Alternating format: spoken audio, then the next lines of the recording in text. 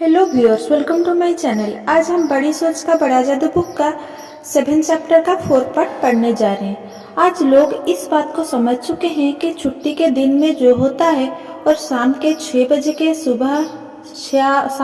बजे से सुबह 9 बजे तक जो होता है उससे किसी इंसान के काम पर फर्क पड़ता है।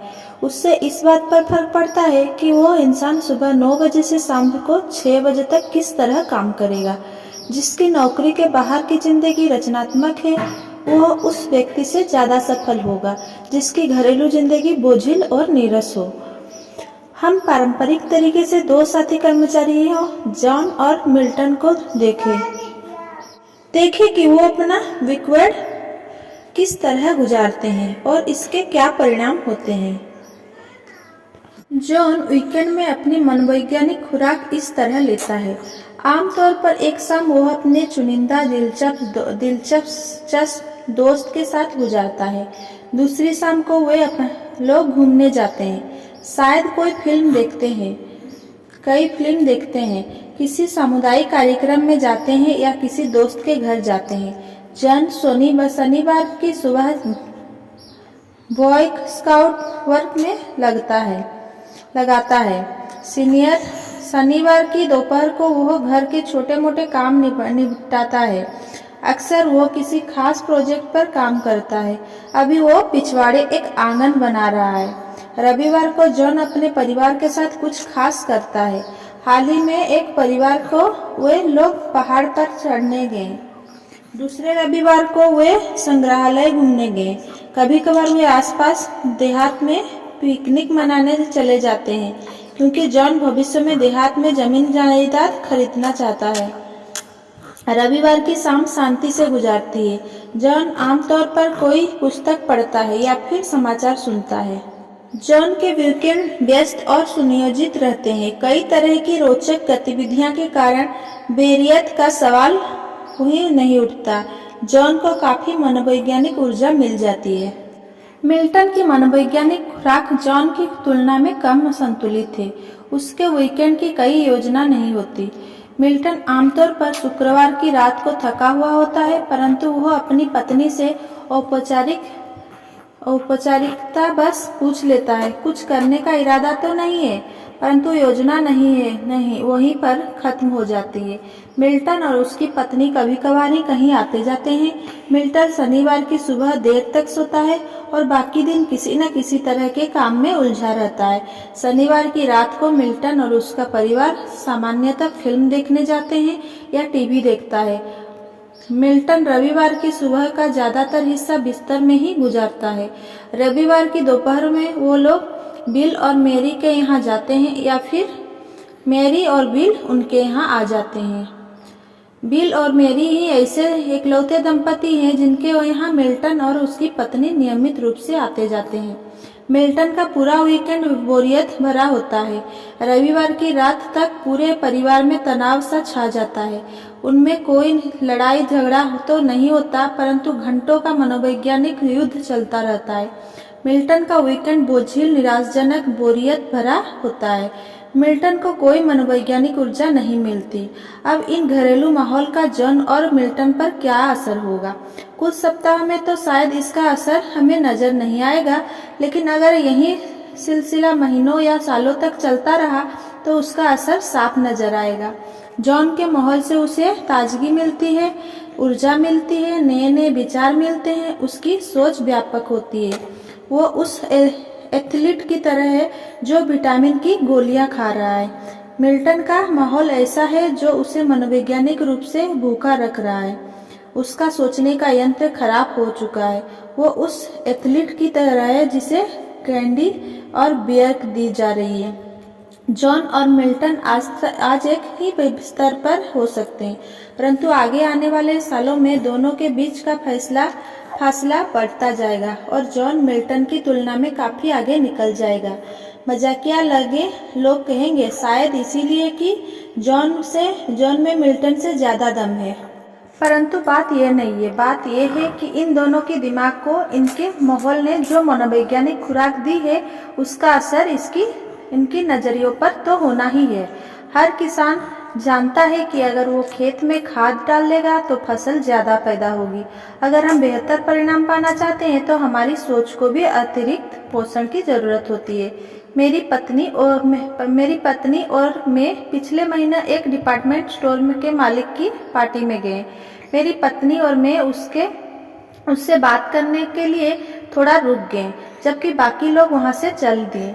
मैंने स्टोर के मालिक से पूछा, शाम से ही मैं आपसे यह सवाल पूछना चाहता था कि आपने हम लोग को इस पार्टी में क्यों बुलाया। मैंने उम्मीद की थी कि यहाँ पर आपके प्रोफेशन से संबंधित लोग ही होंगे, परंतु आपके अतिथि तो अलग अलग व्यवसाय से संबंधित थे। कोई लेखक था, कोई डॉक्टर था, कोई इंजीनियर था, कोई अकाउंटेंट था, तो कोई टीचर। वो मुस्कुराया। हम अक्सर अपने प्रोफेशन के लोगों को पार्टी देते हैं, परंतु हेलेन और मैं यह भी पसंद करते हैं कि हम ऐसे लोगों से भी मिले जिनका प्रोफेशन अलग हो। मुझे लगता है कि अगर हम केवल अपने ही व्यवसाय के लोगों से मिलेंगे जुलेंगे तो हमारी मानसिकता संकुचित हो जाएगी। इसके अलावा उसने आगे कहा, मेरा बिजनेस लोगों से जुड़ा बिजनेस है। हर दिन हर प्रोफेशन के हजारों लोग मेरे स्टोर में सामान खरीदते हैं। दूसरे लोग के बारे में मैं जितना ज़्यादा जानूंगा, उसके विचार, उसके रुचियां, उसका दृष्टिकोण मुझे उतना ही ज़्यादा फायदा होगा, क्योंकि मैं उन्हें उसी तरह की सेवा और आसान दे पाऊंगा जो वे चाहते हैं। कुछ नियमों का पालन करके आप भी अपने सामाजिक माहौल को फर्स्ट क्लास बना सकते हैं। पहला, नए समूहों में आए जाएं। अपनी सामाजिक गतिविधियों को किसी छोटे समूह में सीमित रखने से बोरियत और असंतुष्टि होते हैं। साथ ही यह भी महत्वपूर्ण है कि सफलता के लिए लोगों को समझना जरूरी होता है। हर तरह के लोगों के बारे में जानें, उनसे सीखें, उनका अध्ययन करें। केवल एक समूह का अध्ययन करके लोग के बारे में जानकारी हासिल करने का विचार उसी तरह का है जिस तरह एक छोटी सी पुस्तक पढ़कर गणितज्ञ बनने का विचार। नए दोस्त बनाएं, नए संगठनों में शामिल हो, अपने सामाजिक दायरे को बढ़ाएं। इसके अलावा अलग अलग लोगों से मिलने से आपके जीवन का आनंद बढ़ जाता है और आपकी सोच व्यापक होती है। यह आपके दिमाग के लिए अच्छा भोजन है। दूसरा, ऐसे दोस्त चुनें जिनके विचार आपसे अलग हो। आज के आधुनिक युग में संकीर्ण विचारधारा के व्यक्ति का भविष्य बहुत उज्जवल नहीं है। जिम्मेदारी और महत्वपूर्ण पद उसी व्यक्ति को मिलते हैं जो दोनों पहलुओं को देख सकता है। अगर आप रिपब्लिकन है तो आपके कुछ दोस्त डेमोक्रेटिक होने चाहिए। दूसरे धर्म के लोग से मिले, अपने विपरीत स्वभाव के लोगों से दोस्ती करें, परंतु इस बात को सुनिश्चित कर ले कि उनकी मानसिकता भी प्रगतिशील हो, उनमें भी सफलता की चाह हो। तीसरा, ऐसे दोस्त चुनें जो छोटी महत्वहीन बातों से ऊपर उठ सकते हैं। जो लोग आपके विचारों या आपकी चर्चा के बजाय आपके घर के सामान या सजावट में रुचि लेते हैं, वे छोटी मानसिकता के लोग होते हैं। अपनी मनोवैज्ञानिक माहौल की रक्षा करें। ऐसे दोस्त चुनें जो सकारात्मक चीजों में रुचि रखते हो। ऐसे दोस्त चुनें जो आपका सचमुच सफल देखना चाहते हो। ऐसे दोस्त बनाएं जो आपकी योजनाओं और आदर्शों में उत्साह भरते।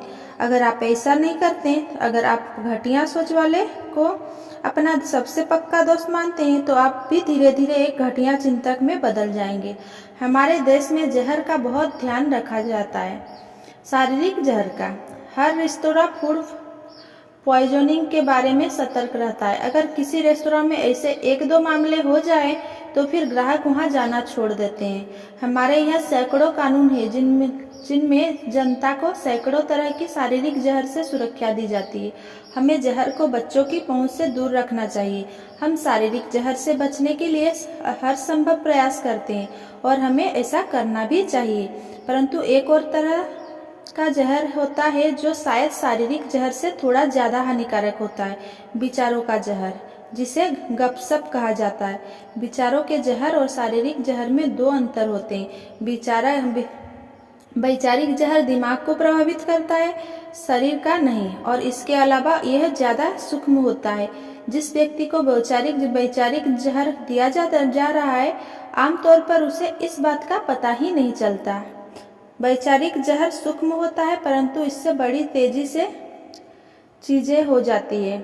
यह हमारी सोच का आकार घटाता है, क्योंकि हम अपनी सोच को छोटी महत्वहीन बातों पर केंद्रित कर लेते हैं। यह लोग के बारे में हमारी सोच को